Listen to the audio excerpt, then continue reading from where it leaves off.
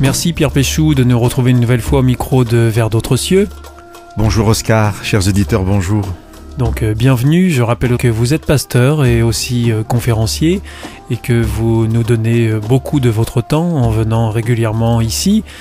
Aujourd'hui, vous nous proposez de nous arrêter sur un nouveau passage que vous avez sélectionné dans la Bible.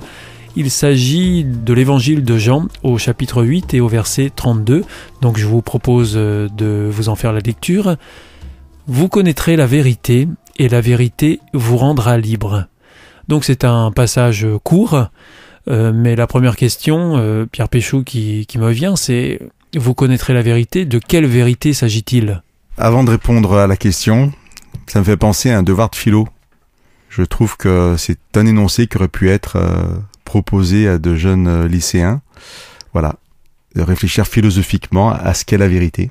Alors je commence comme ça avant de répondre à votre question parce que je pense que le piège, quand on aborde des concepts comme la vérité, comme la liberté, c'est justement de partir dans des notions très intéressantes, mais qui vont, je crois, nous éloigner d'une vérité assez simple. Et là, je réponds à votre question.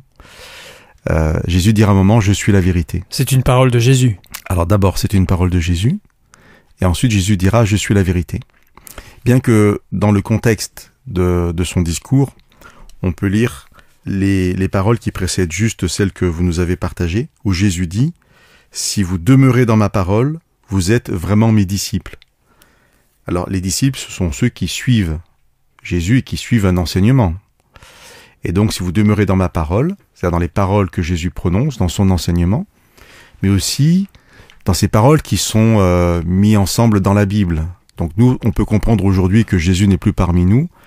Si vous accédez à mes enseignements à travers ce qui est écrit dans la Bible, eh bien vous êtes mes disciples, vous allez pouvoir me suivre.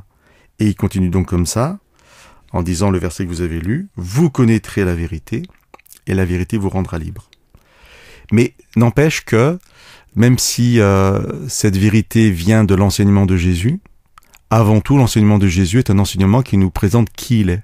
Donc on revient à ce que je disais, et Jésus le dit par ailleurs, « Je suis la vérité ». Donc Jésus est la vérité ? Oui. Vous voyez, c'est très intéressant parce que ça va nous apprendre une chose primordiale. C'est que la vérité n'est pas un concept. On ne sera pas dans la vérité en sachant des choses, en apprenant des choses, mais on sera dans la vérité d'un point de vue relationnel. C'est-à-dire en rencontrant Jésus, en rencontrant le Christ, on va découvrir une vérité vivante, j'ai envie de dire, qui n'est pas du domaine intellectuel, mais qui est du domaine relationnel. C'est-à-dire, en fait, je suis dans le vrai quand je suis dans les bonnes relations. Et ces bonnes relations, je vais les apprendre à travers l'exemple du Christ. Et je ne suis pas dans le vrai quand je sais simplement des choses. Mais comment est-ce qu'on peut avoir une relation avec quelqu'un qui n'est pas devant nous ?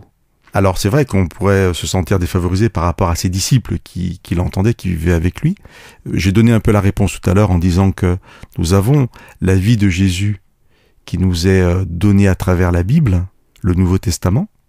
Donc chacun est invité à lire cette parole et à rencontrer Jésus à travers cela.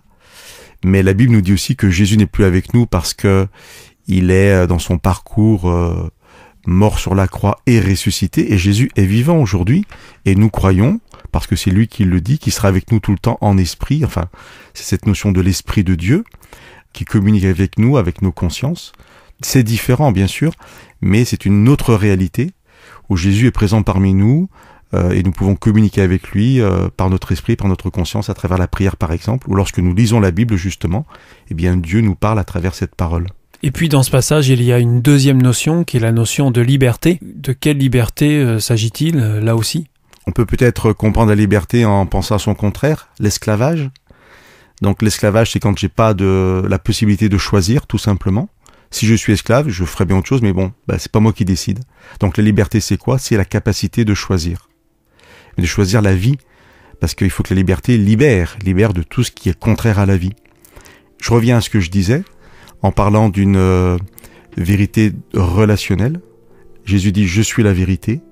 On rentre dans une dimension de relation avec Jésus qui va nous apprendre, qui va nous permettre d'être dans de vraies relations, qui sont des relations de vie et d'amour. Et donc, on est vraiment libre quand on est dans ces bonnes et dans ces vraies relations. C'est-à-dire, quand je suis en contact avec les autres, le regard que je porte, mes paroles, tout va dans le sens de la vie, d'une vérité de vie, c'est-à-dire dans la Bible, c'est l'amour, c'est la compassion, le respect, et c'est là où je suis vraiment libre en fait, parce que je suis dans cette dynamique d'amour, de vérité et de liberté.